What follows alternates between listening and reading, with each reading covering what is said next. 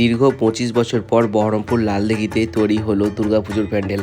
আর এবছরের থিম দিল্লির lotus temple. আর এই টেম্পলটি উদ্বোধন করতে আসছে আমাদের সকলের প্রিয় শুভশ্রীদি, মানে হচ্ছে শুভশ্রী গাঙ্গুলি, যার জন্য আমরা কিন্তু চলে এসেছি এখানে ফটোগ্রাফি অ্যান্ড ভিডিওগ্রাফি করতে। আর রাত্রিবেলার ভিউটা দেখো, ও গাইস, অসাধারণ একটা ভিউ। সকলে এসো ভিজিট করতে, আজ থেকে খুলে দেওয়া হয়েছে।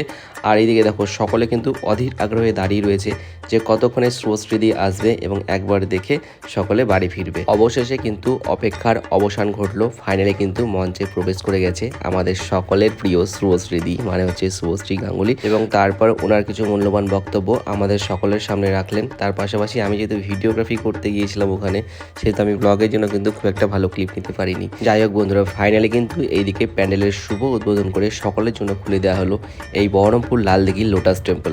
চলো বন্ধুরা, আজকে ভিডিওটি এ পর্যন্তই। ভিডিওটি তোমাদের কেমন লেগেছে অবশ্যই কমেন্টের মাধ্যমে জানিও। তো চলো বন্ধুরা, টাটা, দেখা হবে তোমাদের সাথে নেক্সট ভিডিওতে।